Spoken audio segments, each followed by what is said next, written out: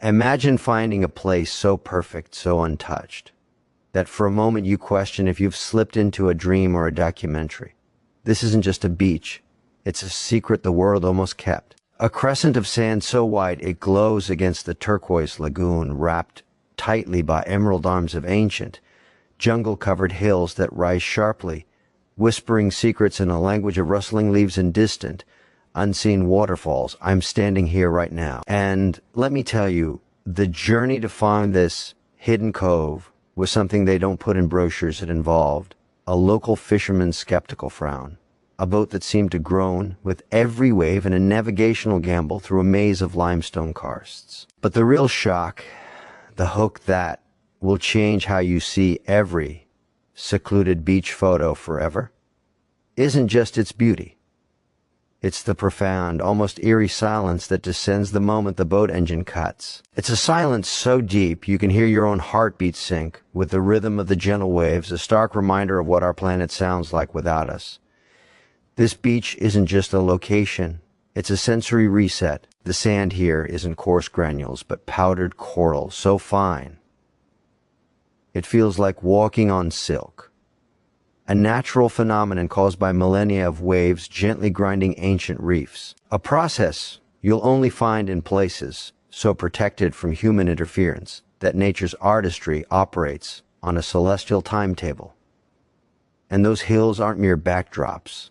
They are ancient, biodiverse kingdoms. Scientists surveying this very coastline, which I spent weeks researching, identified it as a critical microhabitat, home to species found nowhere else on Earth, a specific genus of bioluminescent fungus that coats the jungle floor at night, and a bird thought extinct for 50 years, whose call echoes at dawn. This isn't a poetic exaggeration. This is the data. To stand here is to stand in a living archive. The air smells different, a complex perfume of salty ocean sprayed dank earth, and the sweet, intoxicating scent of unknown jungle blossoms.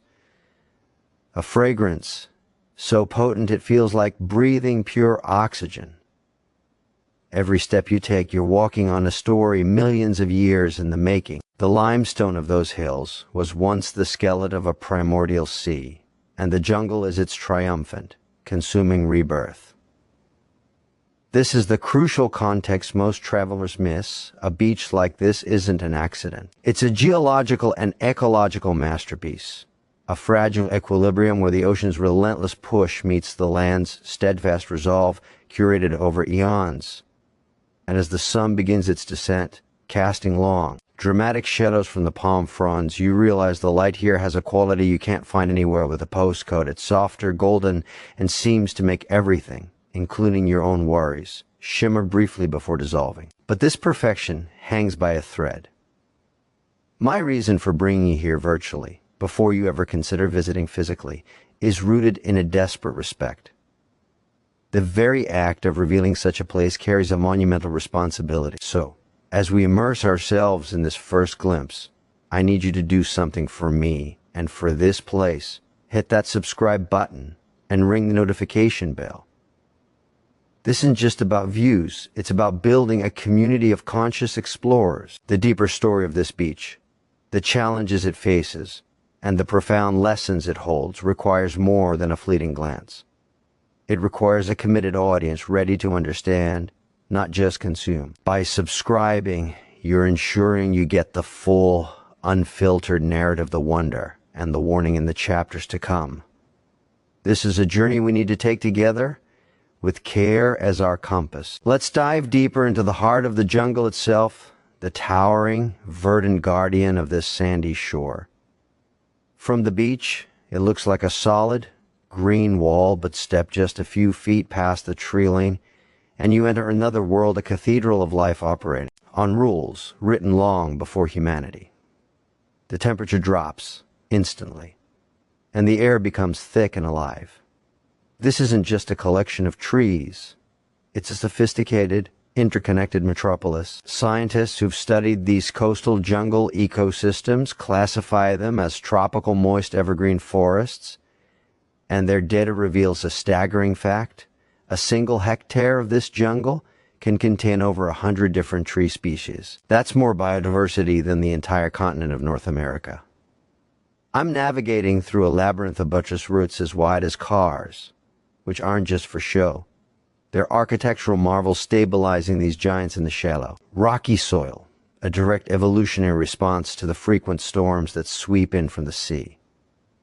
The soundscape shifts from ocean waves to a symphony of clicks, chirps, and rustles. Everywhere you look, life is engaged in a relentless, silent drama. Vines as thick as my arm drape from the canopy.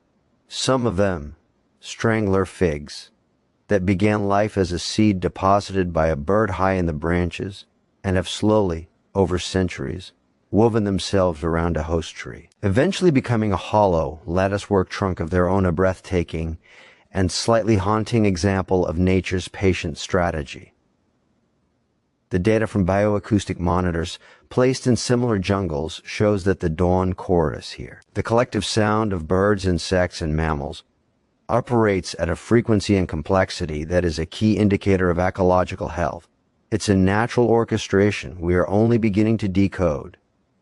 Sunlight filters down and scattered, dancing beams, illuminating patches of astonishing detail, a trail of leafcutter ants, each carrying a fragment of green many times its own weight, moving in a perfectly organized line that is a superorganism highway. The sudden, electric flash of a tropical bird's wing, a color that seems impossible in the dim green light.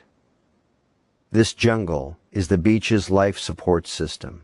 Its dense root matrix is what holds those steep hillsides together, preventing catastrophic erosion that would otherwise silt a pristine lagoon.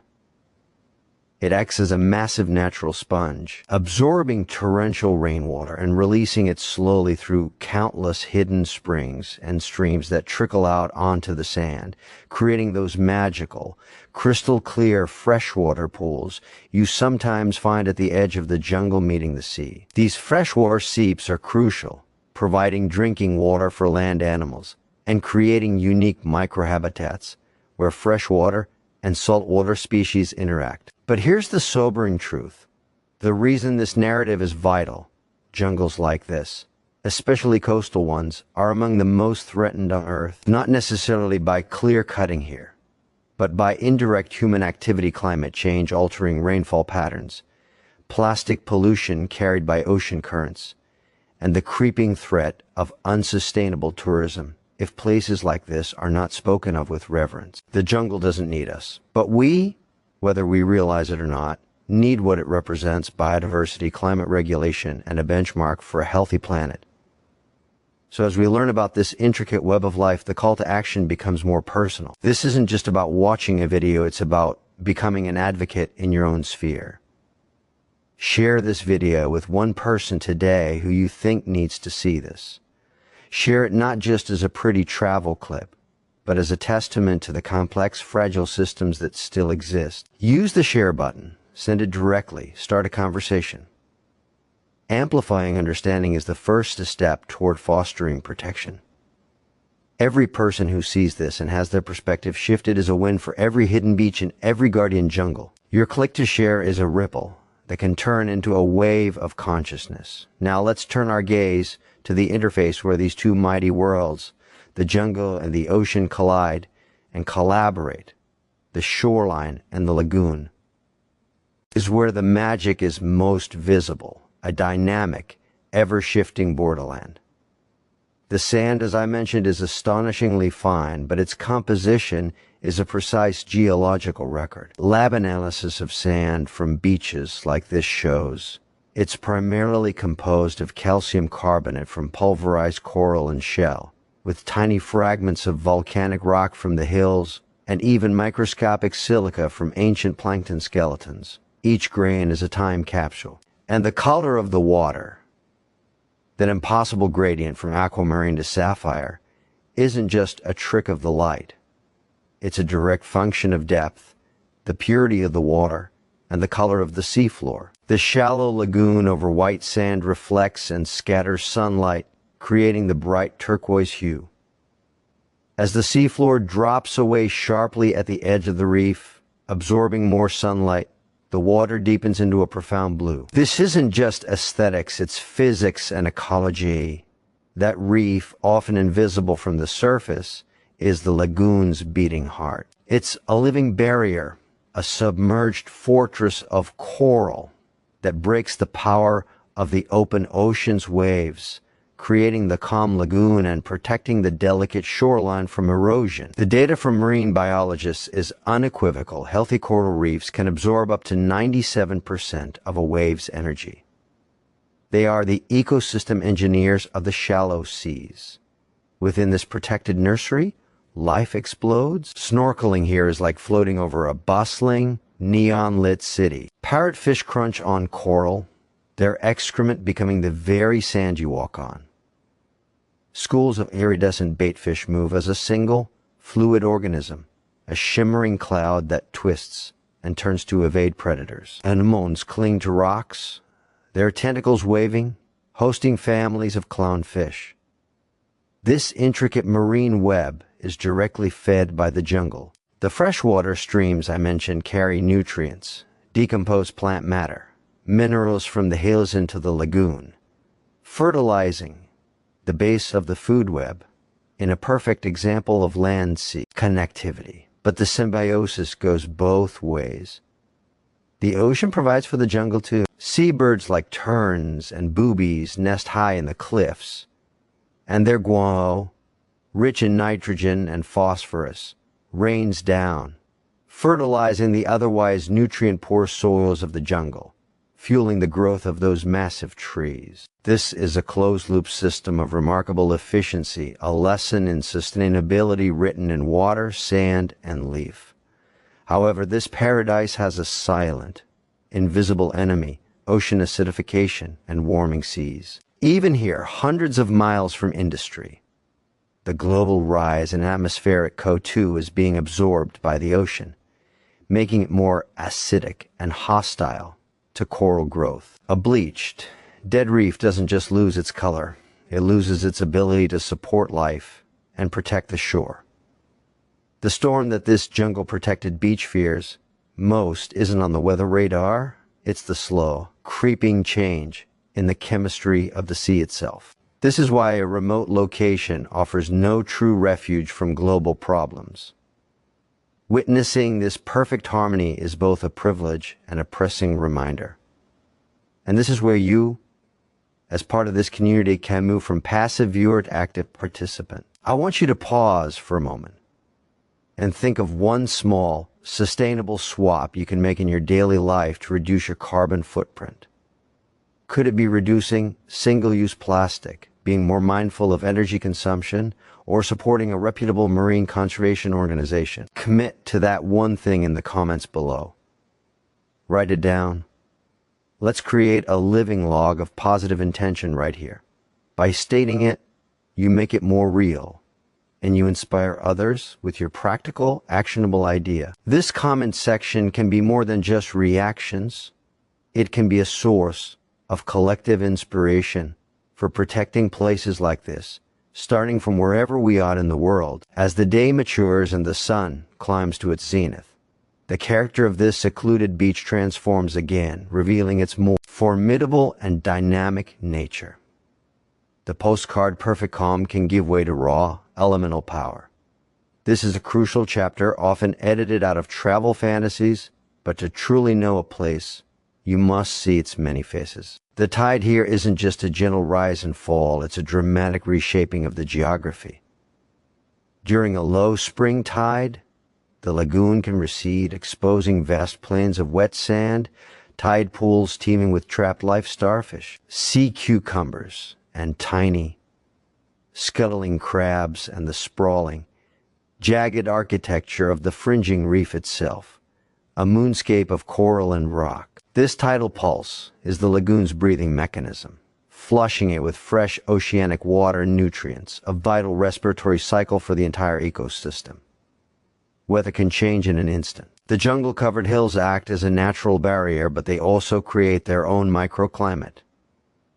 Warm, moist air from the ocean is forced up their slopes, condensing into clouds that can boil over the peaks and sweep down into the cove with startling speed. A rain shower here isn't a nuisance, it's a spectacle. The rain arrives as a visible, gray curtain marching across the water, its sound evolving from a distant hiss to a roaring drumbeat on the broad leaves of the jungle canopy. Within minutes, the beach can be pocked with a million tiny craters, and the freshwater rivulets from the hills swell into temporary, rushing streams that carve new paths through the sand to the sea. This is the landscape in motion, a reminder of its constant state of flux. And then there are the creatures of the day's height. This is when you might spot the shadow of a reef shark patrolling the deeper channel, a necessary and ancient predator, keeping the fish populations healthy. Or the telltale splash of a sea turtle coming up for a breath before diving back to graze on seagrass. According to migration tracking data, some of these turtles travel thousands of oceanic miles, yet return with uncanny precision to specific feeding. Grounds like this one, guided by a magnetic sense, we are still unraveling. The beach, too, has its inhabitants. Ghost crabs, the color of sand, materialize from perfectly hidden burrows to scavenge at the water's edge, disappearing in a blink if you move. This phase of the day teaches resilience and impermanence. The paradise you saw at sunrise is not a static painting, it's a living, breathing, and sometimes fierce organism. It demands respect and adaptability. You cannot control it. You can only observe and fit yourself into its rhythms. This lesson in humility is perhaps the greatest gift a true wilderness experience offers. It strips away the illusion of human separation from and dominance over nature. You are a guest here, subject to the same sun, rain, and tide as every other creature.